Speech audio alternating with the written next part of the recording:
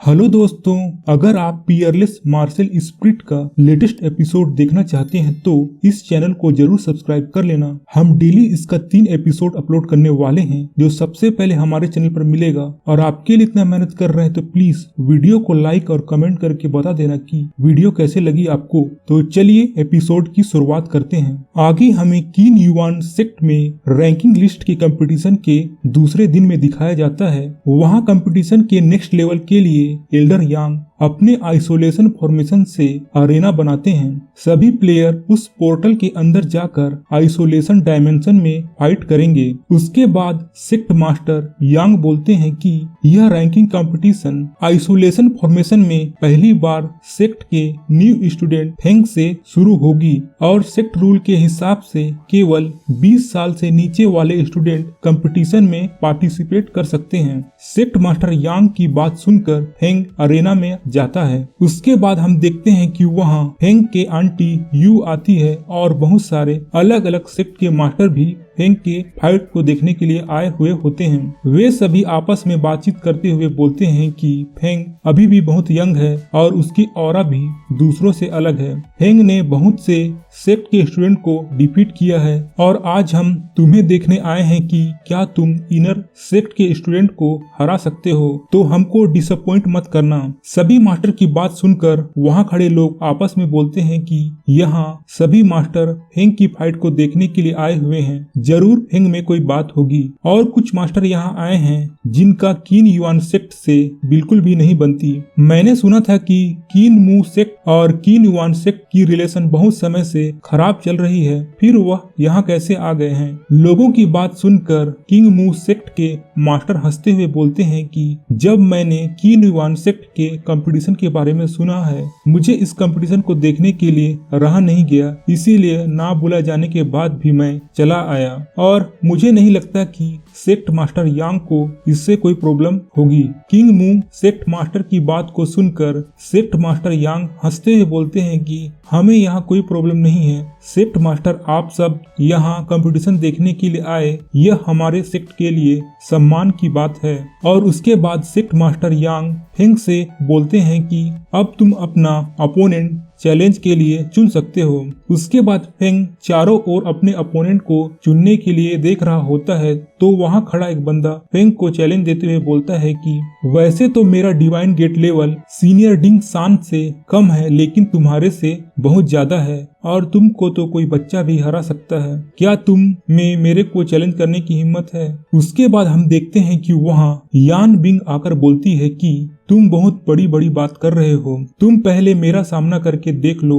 यान बिंग को देखकर फेंग बोलता है कि तुम वापस आ गए। आगे यान बिंग बोलती है कि इस बार मुझे फाइट करने दो, वह तुम्हारे लायक नहीं है। फिर फेंग बोलता है कि तुम ठीक बोल रही हो, हाँ तुम पहले उससे फाइट कर लो, और फेंग वहाँ से चला जाता है। उसके बाद वह बंदा बोलता है कि तुम यह समझने की गलती मत करना कि तुम्हारे औरत होने पर मैं तुम पर दया करूंगा। उसके बाद अनाउंसमेंट करने वाला बंदा फाइट को स्टार्ट करते हुए बोलता है कि यह मैच यान बिंग और जेन मू के बीच होगा और इसके बाद वे दोनों आइसोलेशन डायमेंशन में चले जाते हैं। आगे उन दोनों के बीच फाइट होती है। यान बिंग के पहले अटैक को ही वह ब्लॉक नहीं कर पाता और डर के मारे इस कंपटीशन को गिव अप कर देता है। उसके बाद यान बिंग एक एक करके बहुत सारे अपोनेंट को हरा देती है। यह देखकर वहां खड़े मास्टर बोलते हैं कि यहाँ कीन युआन सेक्ट में फेंग के अलावा भी बहुत सारे टैलेंटेड स्टूडेंट हैं। यह फाइट देखने में मजा आ रहा है। आगे फेंग के साथ खड़ा बंदा बोलता है कि सीनियर फेंग यान बिंग बिना रेस्ट किए हुए लगातार फाइट करती जा रही है, यह उसके लिए प्रॉब्लम हो सकती है, क्या हमें कुछ करना चाहिए? इस बात पर फेंग बोलता है कि यान बिंग को जब रुकना होगा वह रुक जाएगी, वह बहुत ही समझदार है। उसके बाद यान बिंग अपने पावर को इंक्रीज करने के लिए मेडिसिन पिल खाती है और सुन किंग सान को चैलेंज के लिए बुलाती है। वहाँ खड़े लोग सुन किंग सान को देखकर बोलते हैं कि यह सीनियर बहुत ही चार्मिंग और पावरफुल है, इन दोनों का फाइट देखने में मजा आएगा और सीनियर तो डिंग सान की दोस्त भी है, तो वह जरूर डिंग सान के इंसल्ट का बदला लेगी और उसके बाद वह आइसोलेशन डायमेंशन में चली जाती है और उन दोनों के बीच फाइट शुरू हो जाती है। सबसे पहले यान बिंग अटैक करती है, लेकिन सुन किंग सान बड़ी आसानी से उसको ब्लॉक करके दूर फेंक देती है। यान बिंग के दूसरे अटैक को भी वह ब्लॉक कर देती है। उसके बाद सुन किंग सान उस पर अटैक करके उसको जमीन में गिरा देती है और यान बिंग के पास आकर बोलती है कि तुम जैसे न्यू स्टूडेंट थोड़ा सा सीख कर हम जैसे सीनियर स्टूडेंट को चैलेंज करने की हिम्मत कर रहे हो। तुम भी फेंग के जैसी हो। आज मैं तुमको दिखाऊंगी कि सीनियर से पंगा लेने का क्या नतीजा होता है। और ऐसा बोलकर अपने वेपन से उसके चेहरे पर एक कट मारती है, लेकिन ध्यान से देखने पर पता चलता है कि यान बिंग मास्क पहने हुए होती है। उसके फेस को देखकर बाहर खड़े लोग बोलते हैं कि यह तो सुन किंग सान से भी बहुत सुंदर है और इसको अपना फेस छुपाने की जरूरत क्यों पड़ी होगी। यान बिंग को बिना मास्क में देखकर सुन बोलती है कि यह तो मैंने एक्सपेक्ट नहीं किया था कि इस मास्क के पीछे मेरी एक जूनियर निकलेगी। मैं तुम्हें धीरे धीरे तड़पा कर के मारूंगी। यान बिंग वहां से निकलने की कोशिश करती है, लेकिन सुन उसको पकड़कर अपने कंट्रोल में ले लेती है, जिससे वह कुछ भी नहीं कर पाती। उसके बाद हमें उन दोनों के पास्ट के बारे में दिखाया जाता है, जहां सुन यांग बिंग से बोलती है कि अगर तुमने टीचर के सीक्रेट को चुराया है तो उसका क्या करोगी? क्या तुम उस सीक्रेट मेथड से अपने आप को सुंदर बनाओगी? इस पर यान बिंग बोलती है कि तुम्हें क्यों लगता है कि मैंने टीचर का सीक्रेट चुराया होगा? तुम दूसरों को डराती रहती हो और मैंने टीचर का सीक्रेट मेथड नहीं चुराया है। इस पर सुन बोलती है कि अगर मैं अपने डैड को यह बोलूंगी तो वह तुम पर नहीं मुझ पर विश्वास करेंगे। यह दुख की बात है। तुम सुंदर बनकर मेरे फादर की सिंपैथी जीतना चाहती हो। तुम्हें लगता है तुम मेरे डैडी को आसानी से बेवकूफ बना सकती हो। सुन की यह बात से गुस्सा होकर यान बिंग उसको एक थप्पड़ मारती है और यहाँ से बाहर निकलने के लिए बोलती है। सुन यह देखकर बदले की भाव से वहाँ से बाहर निकल जाती है। उसके बाद हम देखते हैं कि सुन और यान बिंग टीचर के पास बैठे होते हैं। सुन अपने डैड को शिकायत करते हुए बोलती है कि आपकी जो सीक्रेट बुक कल खो गई थी, उस बुक को यान बिंग ने चुराया था। यह मैंने अपनी आंखों से देखा है। उसके बाद टीचर यान बिंग से पूछते हैं कि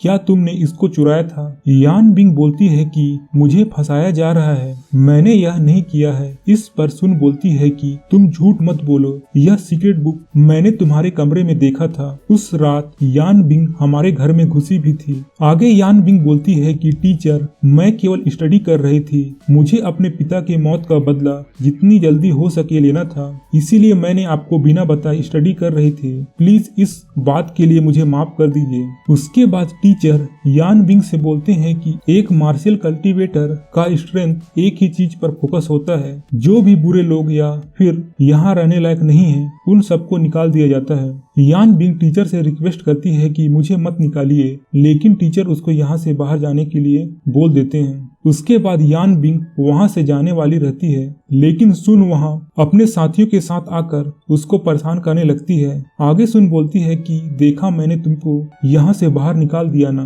तुम जैसे स्टूडेंट की हमारी फैमिली में कोई जगह नहीं है, अब तुम यहाँ से भाग जाओ। उसके बाद यान बिंग दुखी होकर वहाँ से चली जाती है। उसके बाद हमें प्रेजेंट डे में दिखाया जाता है, जहाँ यान बिंग अपने मन में सोचती है कि मैं फेंग की हेल्प करना चाहती थी, लेकिन यह सब झूठ निकला। लोगों ने हमेशा मुझे इंसल्ट किया और मेरे डिग्निटी को कुचल दिया। उसके बाद उसके मन में कुछ आवाजें सुनाई देती है। वह आवाज बोलता है कि अपने अंदर के गुस्सा को बाहर निकलने दो। ऐसे ही आवाज उसके मन में गूंजने लगती है। आगे वह आवाज बोलता है कि इसी तरह से तुम भी दूसरे लोगों को अपने पैरों के नीचे कुचल सकते हो। उसके बाद हमें उसके अंदर का सीन दिखाया जाता है, जहां वह मॉन्स्टर यान बिंग को बोलता है कि तुम्हें अपने गुस्से को बाहर निकालना होगा। तुम्हारे अंदर की आग से तुम उन सभी लोगों को जला सकती हो जिन्होंने तुम्हें कुचला था। इन सब बातों से यान बिंग के अंदर की नफरत और गुस्सा बढ़ जाता है, जिससे उसकी बॉडी से आग निकलने लगती है। आगे सुन उससे बोलती रहती है कि तुम हमेशा से झूठ बोलती रहती हो, तुमने सभी को बेवकूफ बनाया है उसके बाद हम देखते हैं कि